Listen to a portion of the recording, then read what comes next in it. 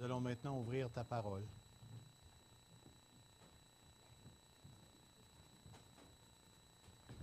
Nous nous attendons à toi, Seigneur. Nous attendons que ta bonne parole vienne nous toucher ce matin.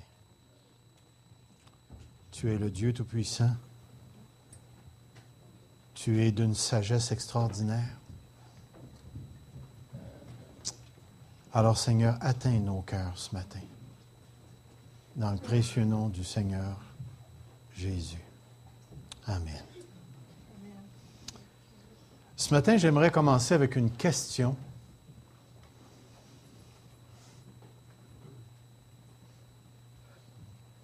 Que je pense très importante. Aimez-vous le Cheez Whiz?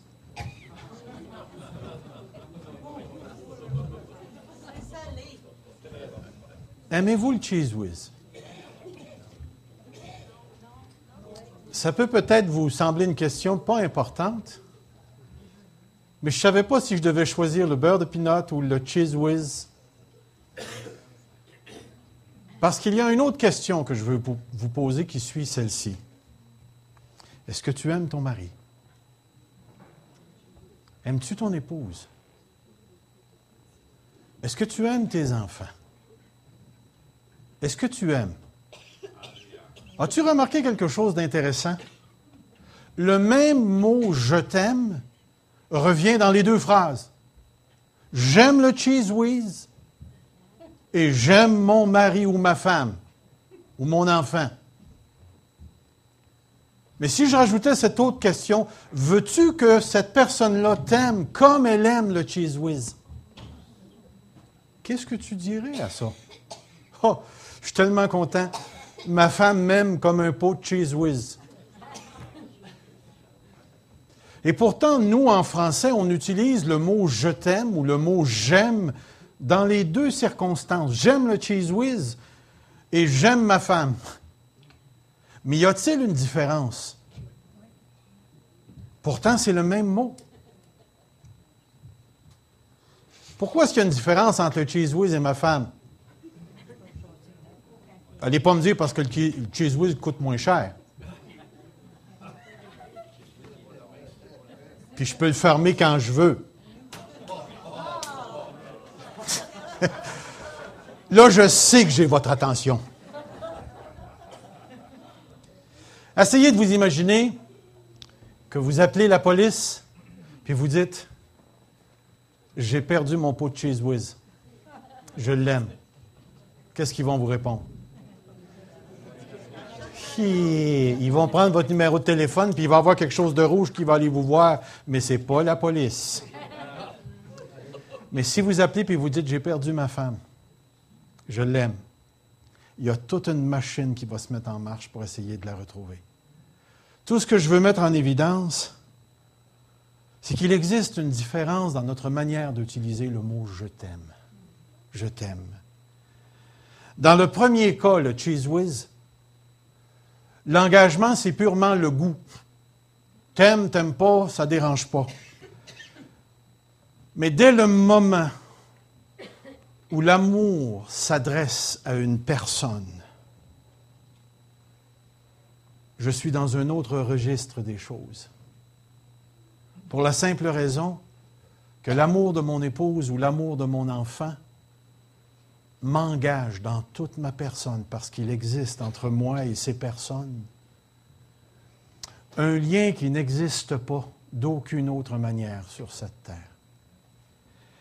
Et c'est un peu pourquoi ce matin, le sujet dont nous allons commencer à parler, je ne vous dis pas qu'on va s'arrêter avec le sujet ce matin, ce n'est pas l'amour de Dieu, mais l'amour pour Dieu. Laissez-moi vous dire que ce n'est pas un sujet facile à développer, ce concept d'aimer Dieu. Parce qu'il existe une grande confusion concernant la personne de Dieu et l'amour qu'on lui porte. Premièrement, tous les êtres humains ont la tendance à se faire une image de Dieu, une image personnelle de Dieu.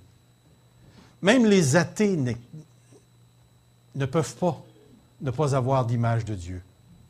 Même leur image de Dieu, même s'ils disent que Dieu n'existe pas, pour pouvoir prononcer Dieu n'existe pas, il faut que tu aies une certaine idée de ce qu'on veut dire par le mot Dieu. Et de plus, toutes les religions présentent une compréhension de Dieu, de l'être suprême ou du grand principe général qui gouverne l'univers. Toutes les religions ont une conception de Dieu et cette conception de Dieu permet de, je vais le formuler comme ceci, d'appréhender la réalité, d'avoir une relation avec tout ce qui est autour de nous. Il est impossible de ne pas avoir une compréhension de Dieu qui fait en sorte que j'ai un type de relation avec la nature, la création, les êtres humains, la société, et ainsi de suite. Vous savez, j'entends souvent les gens dire « Moi, ce n'est pas une religion, c'est une relation. » Vous avez déjà entendu cette phrase-là? « Moi, je ne te parle pas d'une religion, je te parle d'une relation. » OK, pas de problème avec ça. Mais aussitôt que tu me dis comment tu relationnes avec Dieu, tu es dans la religion. Pour la simple raison, ce matin, avez-vous levé les mains? Avez-vous chanté? Avez-vous loué? Avez-vous pensé? Avez-vous prié? Est-ce qu'il s'est passé quelque chose d'intérieur? Avez-vous eu des nouvelles pensées? Avez-vous entendu la parole? Vous avez fait tout un paquet d'actions qui s'appelle la religion de l'APD. Aussitôt que l'amour s'exprime, l'amour est obligé de s'articuler dans des moules, de se mettre dans une manière de faire les choses. Essayez de vous imaginer ce matin qu'on est en train d'adorer Dieu, puis tout d'un coup, vous en avez un qui grimpe sur le mur. Puis là, il vous dit, pour moi, Dieu, c'est comme un chimpanzé. Il est conséquent avec sa manière de voir Dieu. Son comportement agit selon ce qu'il pense. Personne échappe à ça, même si mon exemple est ridicule. Personne n'échappe à une certaine conception de Dieu. Même nous, là, ce matin, là, lorsque nous affirmons « Dieu est amour », êtes-vous d'accord avec cet énoncé « Dieu est amour » ? Chacun d'entre nous avons une idée de ce qu'est l'amour. Et nous avons tendance à prendre cette idée-là de l'amour et à de la plaquer sur quelque chose, sur une image que nous avons de Dieu. Vous savez qu'une église sœur a vécu une tragédie en fin de semaine, des églises à Granby. Notre sœur sur le boulevard de la Mairie, l'église baptiste, a vécu un suicide. Un jeune homme de 35 ans, père de famille de 3 enfants, s'est enlevé la vie. Jeudi ou mercredi passé ou mardi passé. Le service a eu lieu samedi. Et à un certain moment donné, les gens vont dire « Mais pourquoi est-ce que Dieu n'a rien fait?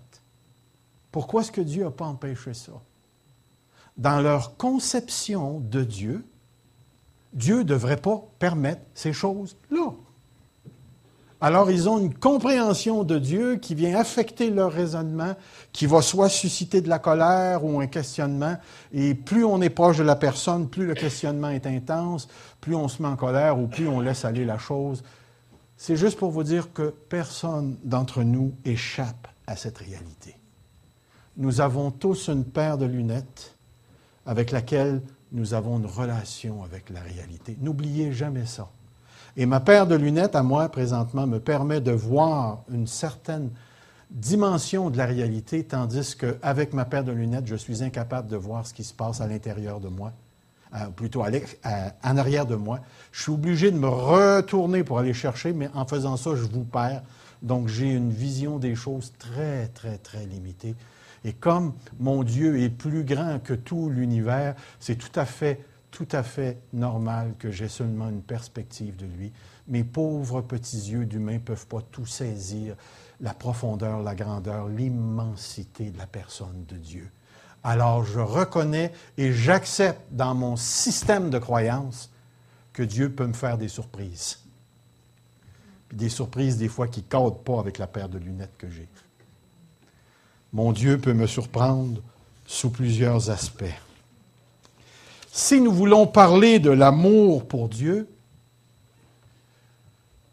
je dois réaliser que j'ai une compréhension de Dieu. Mais avant d'entrer dans mon sujet, j'aimerais poser une autre question.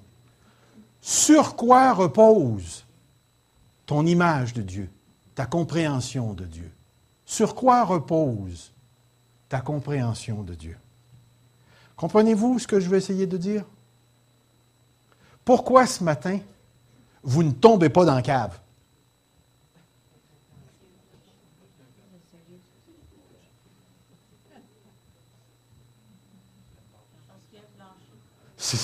C'est simple, hein? C'est parce qu'il y a un plancher. OK? Pourquoi il y a un plancher? Pour pas qu'on tombe dans la cave. Non, on rentre dans un raisonnement circulaire. On ne tombe pas dans la cave parce qu'il y a un plancher. Il y a un plancher parce qu'on ne tombe pas dans la cave. Mais pourquoi? Suivez-moi. Pourquoi? Bien, pour la simple raison, restez sur le plan matériel, là. Pardon? Une base de fait, vous voulez dire les murs, le plancher, le salage? OK? Définitivement. Posons-nous la question encore. Pourquoi il y a un salage?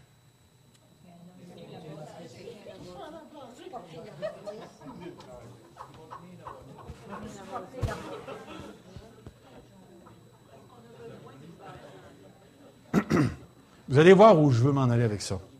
Pourquoi un salage? La réponse est simple. C'est parce qu'il y a quelqu'un qui l'a bâti. Pourquoi quelqu'un l'a bâti? Parce que la personne voulait avoir une bâtisse. Pourquoi elle voulait avoir une bâtisse? Allons-y. Avoir du confort. Vous rappelez-vous pourquoi la bâtisse ici a été bâtie? Ultimement parlant, le propriétaire de la bâtisse, qu'est-ce qu'il voulait faire avec? Il voulait faire de l'argent. Pourquoi il voulait faire de l'argent?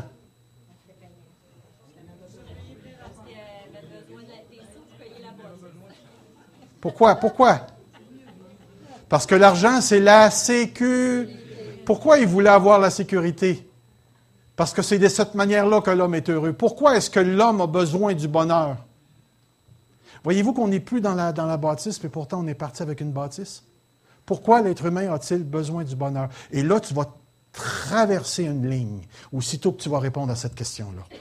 Et la ligne que tu vas traverser est une ligne de nature religieuse. Tu vas dire, parce que l'être humain a besoin de stabilité. Tu n'as pas répondu à ma question. Pourquoi l'être humain a besoin de stabilité? Parce qu'il a été créé. Pourquoi a-t-il été créé maintenant? Pourquoi a-t-il été créé? Pour servir Dieu. Pourquoi servir Dieu? Parce que Dieu est l'objet sublime. Voyez-vous, on est parti d'un simple plancher, puis là, on a traversé la ligne, puis on est rendu à Dieu. Tout ça pour vous dire ceci. Toutes nos paires de lunettes sont ultimement fondées sur une autorité suprême. Quand la personne vous dit « Moi, je bois mon lait comme ça me plaît », qu'est-ce qu'elle dit à propos de l'autorité de sa vie? C'est moi qui ai l'autorité, c'est moi qui décide du bien et du mal. Voyez-vous, on ne peut pas échapper à la réalité que nous avons tous, fondamentalement au plus profond de nous, une autorité fondamentale à partir de laquelle nous relationnons avec tout ce qui est là. En passant, relationner, ce n'est pas dans le dictionnaire. Mais vous me comprenez. Voyez-vous, lorsqu'on parle de l'amour pour Dieu, nous sommes obligés de faire un retour en arrière et de se demander, mais à partir de quoi est-ce qu'on peut parler qu'une personne aime Dieu? Parce qu'il y a tout un paquet de monde autour de moi qui aime Dieu. Et il le démontre.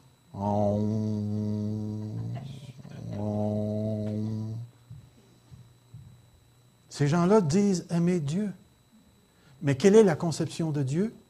Et à partir de quelle autorité pouvons-nous parler de l'amour de Dieu? Et c'est pour ça ce matin que je prends le temps de le dire. Lorsqu'on parle d'aimer Dieu, sur quel fondement plaçons-nous nos pieds pour dire, oui, lorsque je vais parler de l'amour de Dieu, je parle à partir d'un fondement qui est ultime. Et bien souvent, les conversations que nous avons avec les gens se font à un certain niveau où on échange les opinions. Et dans ce changement d'opinion, réalisez-vous que c'est tout sur le vidéo, ça, cette affaire-là? Je suis là en train de parler, une chance que ça parle. Lorsqu'on parle de l'amour de Dieu, on parle au niveau des opinions. Mais quand on commence à poser la question, sur quoi repose ton discours sur l'amour de Dieu? Et là, on commence à jaser de quelque chose de beaucoup plus difficile.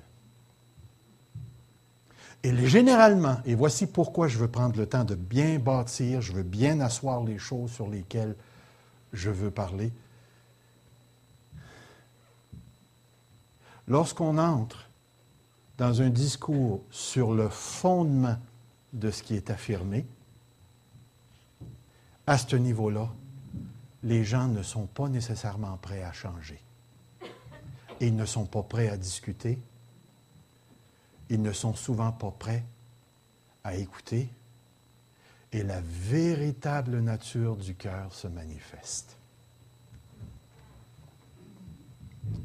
Vous avez un homosexuel qui vous dit « j'aime Dieu ». Et là, tu commences à aller vers l'autorité. Sur quoi l'homosexualité est-elle basée? Bien, écoute, c'est Dieu qui m'a créé comme ça. OK, on va aller fouiller dans la création pour voir si Dieu t'a réellement créé comme ça. Mais si tu n'as pas réellement créé comme ça, vas-tu changer? Oups, on ne jase plus de la même affaire, là. On est allé directement à la fondation, puis on va dire, ton affirmation d'aimer Dieu dans l'homosexualité, tu es en train de me dire que Dieu approuve l'homosexualité. Maintenant, toi, tu l'affirmes, ça. Mais comment je vais savoir si ton affirmation est véritable? Bien, je vais aller dans la fondation sur laquelle ton affirmation repose. Et lorsque j'arrive à cette affirmation-là, j'arrive à cette fondation-là, et que je réalise que la fondation n'affirme pas ça, est-ce que tu vas être prêt à changer ton affirmation ou tu vas maintenir ton affirmation pour rester dans la chose que tu pratiques? Et c'est pour ça que souvent, quand je jase avec les gens au niveau religieux ou quoi que ce soit, mon discours tend toujours à aller vers la fondation, parce qu'en allant vers la fondation, je sais si oui ou non une personne est prête à changer ou pas. Je vais vous donner juste un exemple bien simple. Il faut que vous compreniez le concept du fondement. Il y a une personne qui s'en vient me voir, je vous ai déjà rencontré, puis elle me dit à moi, change mon mari. Jasant avec cette personne-là, je l'amène à la fondation. Pourquoi tu veux que ton mari change? Mais parce que je veux être heureuse. Alors, ça veut dire que si ton mari change, toi, tu vas changer. Blablabla, blablabla, on jase, on jase, on jase, on jase. Ce qu'elle voulait en réalité, c'est qu'une fois qu'on est retourné à la fondation, elle ne voulait plus rester avec son mari. Mais elle voulait trouver un moyen religieusement biblique pour sortir de là. Et quand on est allé à la base, et qu'on a regardé ce que l'Écriture enseigne, la personne a quitté l'Église 2-3 jours après. La fondation, la fondation, la fondation. Et c'est pourquoi ce matin, je vais débuter en posant 2 grandes questions, ou plutôt poser 2 grandes affirmations, si vous voulez. Et à partir de cela, je vais démontrer par l'Écriture ce que la Bible enseigne. Ce que la Bible enseigne. Vous allez être les juges et vous me corrigez si je suis dans l'erreur. Je viens de vous déclarer. Je vais faire 2 affirmations et vous allez vérifier si je suis dans l'erreur. Sur quoi allez-vous vous baser pour déterminer si je suis dans l'erreur ou pas? Vous allez vous baser sur la Bible? Vous allez utiliser votre jugement définitivement, mais est-ce que votre jugement est l'autorité? Est-ce que le jugement peut se tromper? Alors, on va rester avec la parole. Ce que vous devez remettre en question, c'est mon interprétation de la parole. Pouvez-vous faire la différence entre mon interprétation et la parole? La parole est le fondement. Ma compréhension de la parole, c'est jamais un absolu. Si ma compréhension s'harmonise avec le texte, dac, vous l'acceptez, vous n'avez pas le choix. Mais si mon interprétation s'éloigne de la parole, votre devoir, c'est de remettre le pasteur à la bonne heure. Vous suivez?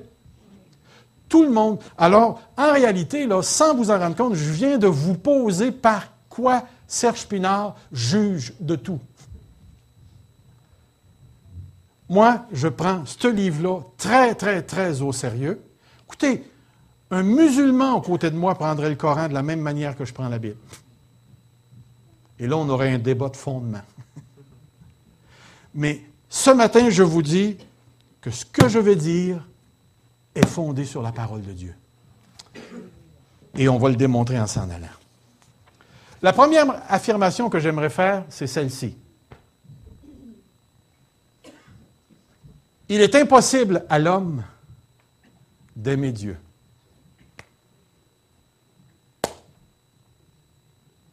Et là, vous allez peut-être me dire, wow, une minute. J'aimerais vous dire qu'il est impossible à l'homme d'aimer Dieu. Et la parole de Dieu l'affirme. Là, vous allez me dire, ben oui, là, tu garoches une phrase sur le tableau, puis là, il faut prendre ça pour du cash. Non. Ma phrase se tient, et je tiens ma phrase. Il est impossible à l'homme d'aimer Dieu, dans la mesure où vous comprenez le sens du mot « homme ». Qu'est-ce que je veux dire par « l'homme » ?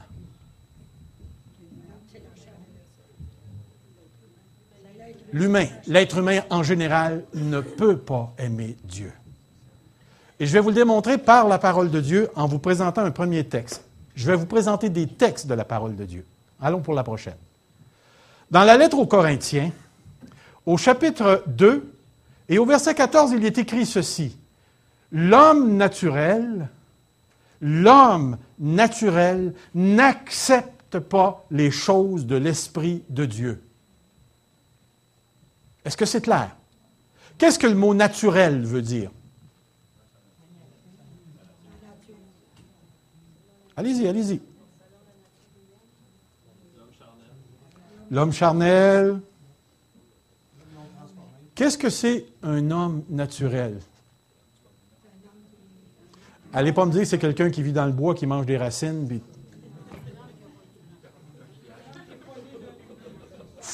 Pardon? Un homme qui n'est pas né de nouveau, on est pas mal sur le chemin. La parole de Dieu parle de deux types d'hommes dans la Bible. Elle parle de l'homme spirituel, et elle parle de l'homme charnel. Qu'est-ce que c'est que l'homme spirituel?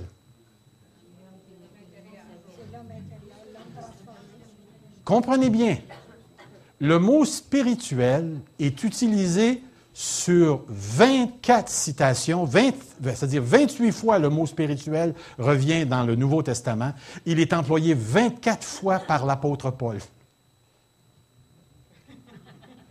Qu'est-ce que l'apôtre Paul, lui, veut dire par le mot spirituel? Comprenez bien. Le mot spirituel n'est jamais utilisé dans la parole de Dieu, le Nouveau Testament, pour décrire l'homme invisible, l'homme intérieur. Jamais le mot spirituel est utilisé pour décrire la partie immatérielle de l'homme. J'ai un corps et j'ai un esprit. La parole de Dieu affirme cette vérité-là. Mais il n'y a pas une fois que la parole de Dieu affirme l'homme est à la fois matériel et l'homme est en même temps spirituel. La Bible ne fait jamais cette affirmation-là. Savez-vous pourquoi?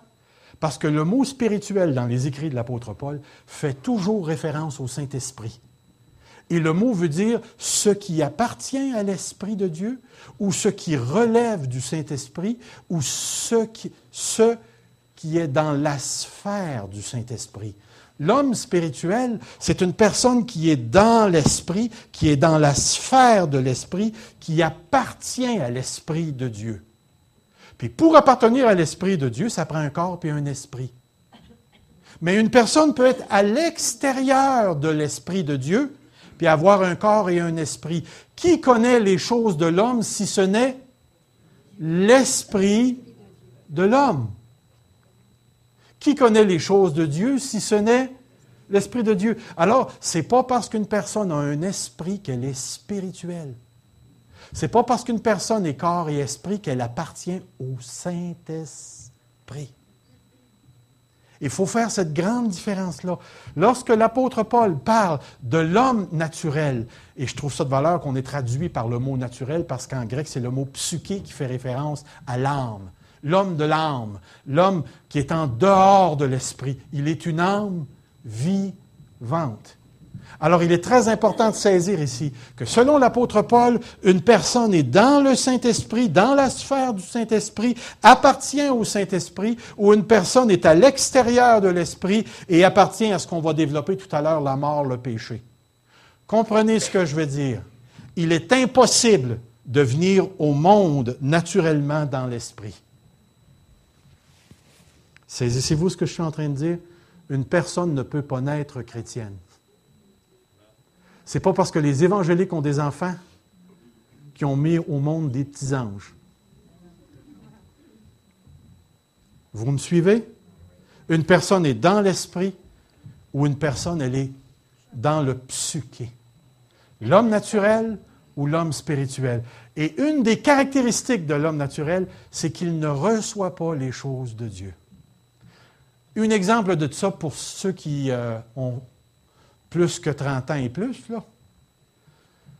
Lorsque j'étais plus jeune dans la foi et que je jasais, mettons, avec ma mère ou ma grand-mère, j'arrivais avec la parole de Dieu puis je lui montrais que Marie a eu des enfants, autres que Jésus, et qu'elle était plus vierge après Jésus parce qu'elle a eu des relations sexuelles avec Joseph pour avoir les autres enfants. C'est écrit dans la parole de Dieu. Mais lorsque j'arrivais avec ma grand-mère, elle ne pouvait pas recevoir ce qui était écrit là. L'homme naturel ne reçoit pas les choses de Dieu. À un autre certain moment donné, je rencontre une dame qui est dans le nouvel âge et puis qui fait du Puis je lui démontre dans la Bible que ce qu'elle pratique est contraire à la parole de Dieu parce que pour un nouvel âgiste, tout est Dieu. Alors, j'ai essayé d'utiliser en lui disant, écoute, c'est Dieu qui te parle. Moi. Je suis rentré dans son monde. Puis là, tu me dis non. Es-tu en train de me dire que moi qui est Dieu et toi qui es Dieu, on est en contradiction?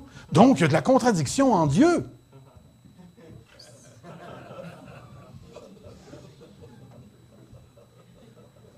Eh bien, l'homme naturel ne reçoit pas les choses de Dieu. Puis regardez, car elles sont une folie, il ne peut les connaître parce que c'est dans le domaine, le registre de l'esprit qu'on en juge.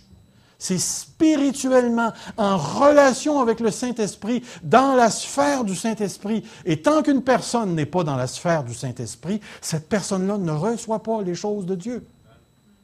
Quand je me suis converti, je faisais partie déjà d'une communauté de prêtres. Puis à un moment donné, en lisant 1 Timothée chapitre 3, c'était marqué que l'évêque était mari d'une seule femme, ou mari d'une femme. Je suis allé les voir, puis j'ai dit, « Hey, les apôtres nous disent qu'on a le droit de se marier. Mais vous dites que le pape dit non. Maintenant, est-ce que la Bible vient avant le pape ou le pape vient avant la Bible? » Voyez-vous, fondement, tout de suite, le fondement. Et naturellement, je suis évêque, je suis marié, j'ai des enfants. Eux autres sont encore célibataires. Ils sont conséquents avec leurs croyances, mais est-ce que leurs croyances sont fondées sur le fondement? Je ne le sais pas. Voyez-vous l'idée du fondement? Et ce que je veux que vous reteniez, pourquoi l'homme ne peut pas aimer Dieu, c'est que l'homme naturel ne reçoit pas les choses de Dieu. Il ne les reçoit pas. On va aller au prochain texte, si vous voulez bien. Dans le prochain texte, nous avons quelque chose de très intéressant, où encore une fois, la Bible fait une de ses affirmations sur l'être humain. Vous étiez morts par vos offenses et vos péchés. Mentionnez pas le mot péché, ça ne pogne plus aujourd'hui. Vous pouvez parler d'erreur, de faux pas, mais parce que si tu parles de péché, ça veut dire que tu as une certaine conception de Dieu et tu lui es responsable. Définitivement, un profond manque d'amour pour Dieu. Mais la parole de Dieu dit clairement, vous étiez morts par vos péchés, par vos offenses, ou vos offenses et vos péchés, dans lesquels vous marchiez autrefois. Puis remarquez, le temps des verbes est au passé, parce que ce n'est plus le cas pour les Éphésiens qui ont reçu Jésus. Mais c'est encore la même chose. Regardez bien. Marcher selon le train de ce monde, toute la mentalité du monde, selon le prince de la puissance de l'air, de l'esprit qui agit maintenant dans les fils de la rébellion. C'est qui ça, les fils de la rébellion? Mais regardez, il dit ensuite, nous tous aussi, nous étions de leur nombre, nous vivions autrefois selon les convoitises de notre chair, accomplissant les volontés de la chair et de nos pensées, et nous étions par nature des enfants de... Écoute, moi je suis venu au monde d'une famille chrétienne. Je suis venu au monde catholique. Je suis venu au monde baptiste. Bien mieux que ça. Je suis venu au monde pentecôtiste. Nous étions tous de leur nombre.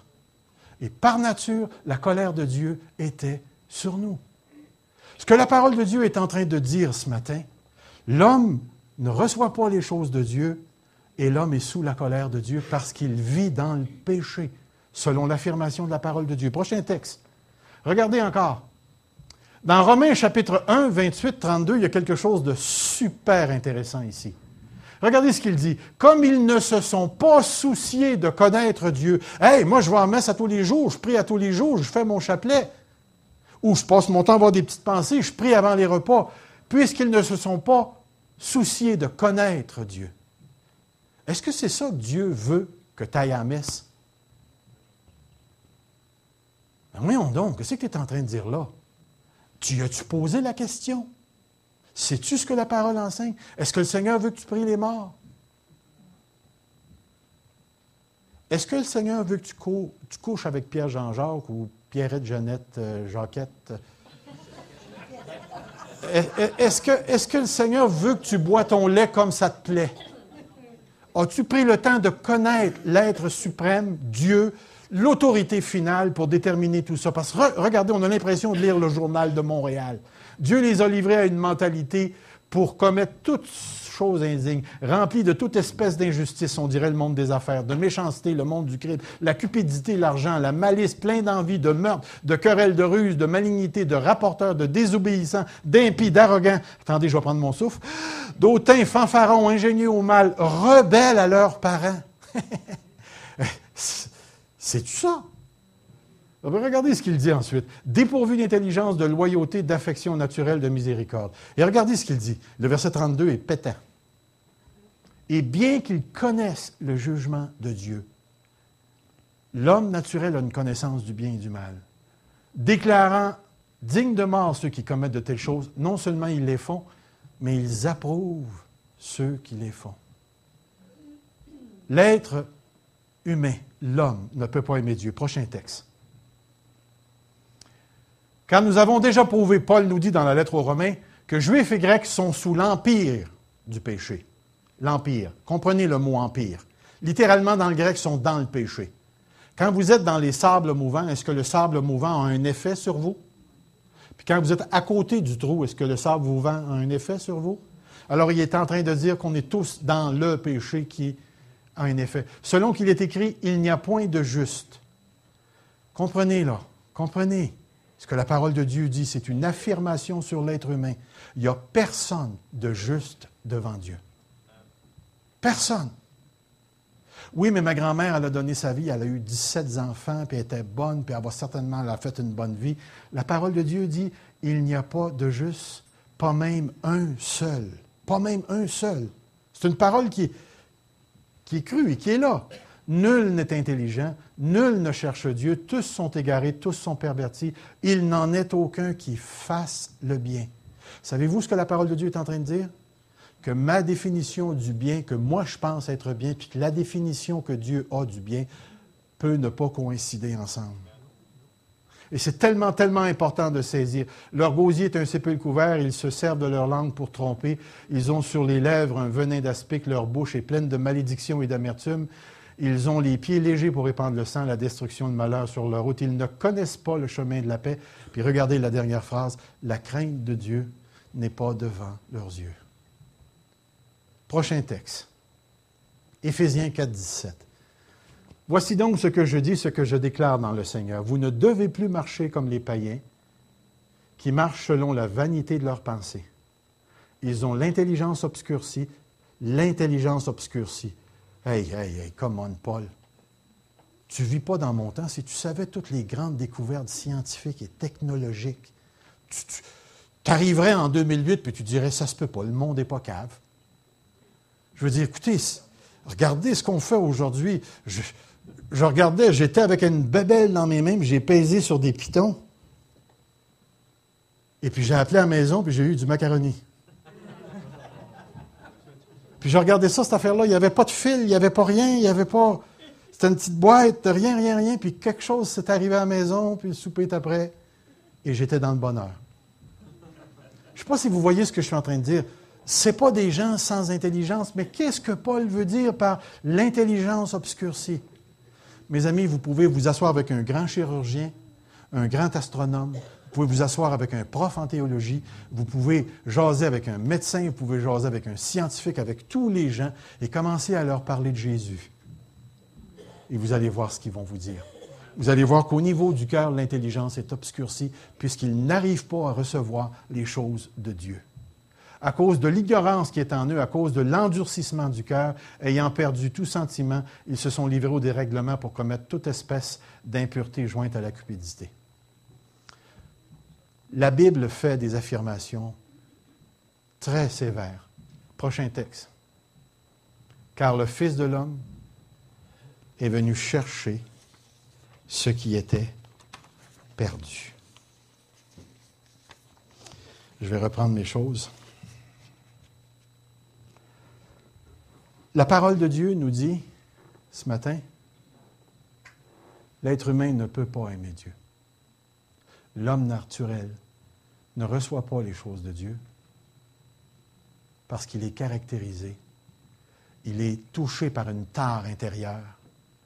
L'être humain est dans une situation existentielle où l'amour de Dieu ne peut pas sortir de son cœur pour se tourner vers Dieu. Et c'est pour ça que le texte dit, « Je suis venu chercher et sauver ce qui était perdu. » Et c'est tellement, tellement important pour nous de saisir, si on est pour parler de l'amour de Dieu, il faut comprendre cette source de l'amour de Dieu. Et j'affirme ceci ce matin.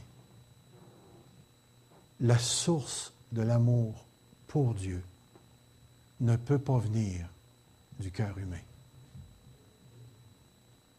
Nous sommes plongés dans le péché. Nous sommes en dehors de l'esprit. Et il est impossible, en dehors de l'esprit, de se tourner vers Dieu, à moins que Dieu vienne faire quelque chose pour nous.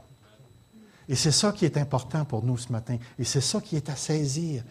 Tous les gens que vous rencontrez, que vous fréquentez, tous les gens qui sont là, même les gens qui ont le sens religieux. Il y a même des gens qui vont vous dire qu'ils ont la foi en Dieu. Mais aussitôt que tu questionnes le fondement de cette foi-là, tu te rends compte que le désir, ce n'est pas de m'harmoniser à la révélation de Dieu. Le désir, c'est que, oui, Dieu, mais je vis ma vie. Et Dieu doit s'harmoniser à ma vie, et ainsi de suite. Voyez-vous, le danger pour nous, les modernes, c'est de substituer l'autorité de Dieu par la religion. On ne peut pas ne pas avoir de religion, comme je vous ai expliqué. Mais le jour où on a donné à la religion le pouvoir de nous dire qui est Dieu, la religion peut parler sans la Bible. Elle va te dire, Dieu, c'est juste un grand principe, c'est le yin et le yang. Ou elle va te dire, tout est Dieu. Saviez-vous que vous êtes personnellement assis sur Dieu? Si tout est Dieu. Dieu doit avoir une drôle de vision de lui-même. Est-ce que vous voyez l'idée ici? Mais aussitôt que tu rajoutes le fondement, tu peux prendre tout ce qui est sur le fondement et tu peux le mesurer à partir du fondement. Et le fondement, ce matin, est en train de nous dire que l'être humain ne peut pas recevoir les choses de Dieu. Ne peut pas recevoir les choses de Dieu. Il a besoin de quelque chose qui n'est pas lui. Il a besoin de quelque chose qui est à l'extérieur de lui. Je vais vous illustrer ce que je veux dire ce matin. Si je vous demandais ce matin de devenir un chien, qu'est-ce que vous feriez? Une personne se met à japper, wouf, wouf. Peut-être qu'une personne se mettrait à quatre pattes. Vous n'avez pas compris le sens de ma question. Le sens de ma question, c'est je vous demande de devenir un chien.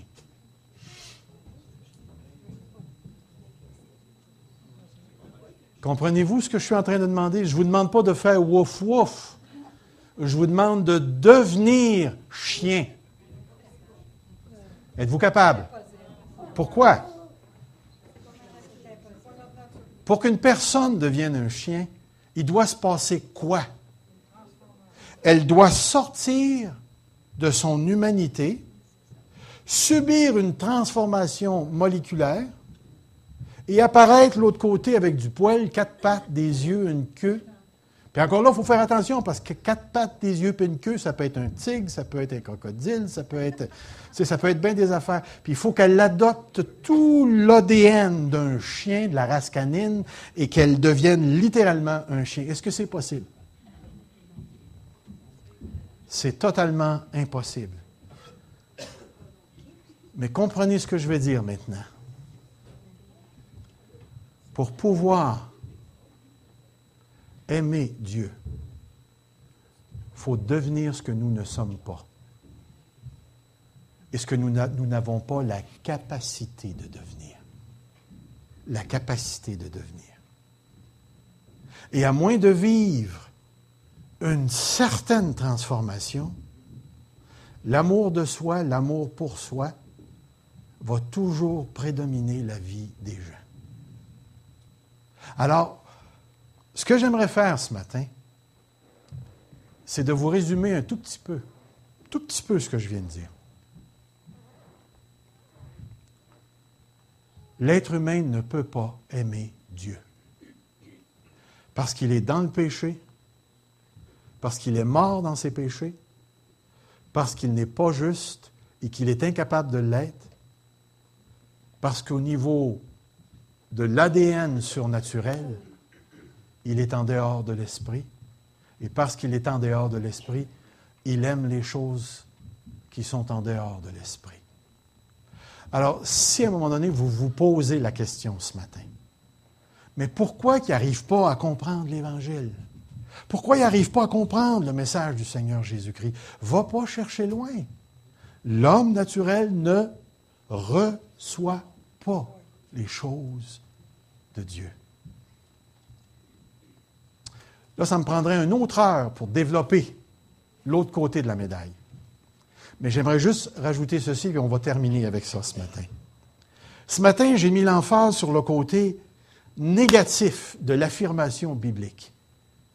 La bonne nouvelle de Jésus-Christ commence toujours avec une mauvaise nouvelle. Comprenez ce que je viens de dire? L'Évangile, la bonne nouvelle de Jésus-Christ, elle est une bonne nouvelle parce qu'il y a une mauvaise nouvelle. Si je vous pose la question, pourquoi Jésus est-il venu sur cette terre et pourquoi Jésus est-il mort sur la croix? Vous me dites pour sauver. Sauver qui? Sauver quoi? Pour nous sauver, nous autres, de l'enfer et ainsi de suite. Écoutez, là, si j'arrête pour réfléchir, là, est-ce qu'il peut sauver quelqu'un qui est déjà sauvé? Pouvez-vous vous imaginer sur le bord de la plage, puis quelqu'un vous pogne, puis vous tire, puis vous jette à terre, puis vous fait du bouche à bouche?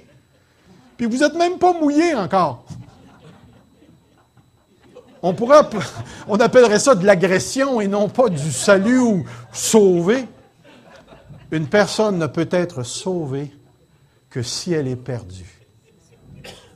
Et la première chose que la parole affirme, c'est que si l'être humain a besoin d'un sauveur, c'est parce que la personne est morte dans le péché. Alors, gardez bien ça à la pensée. C'est parce que ça t'est déjà arrivé, non? Est-ce que vous voyez l'idée? La prochaine fois que je vais apporter la parole, je vais prendre l'autre côté. Et l'autre côté va nous révéler quelque chose de la personne de Dieu. Dieu n'est pas venu sauver des gens qui étaient justes. Le Seigneur est venu sauver ceux qui étaient perdus. Et j'aimerais souligner pour nous, les enfants de Dieu, la chose la plus difficile pour nous, lorsqu'on témoigne à des gens qui sont perdus, c'est de les rendre conscients de leur perdition. Dernière petite image. Avez-vous déjà demandé à un groupe d'aveugles de nous décrire les couleurs?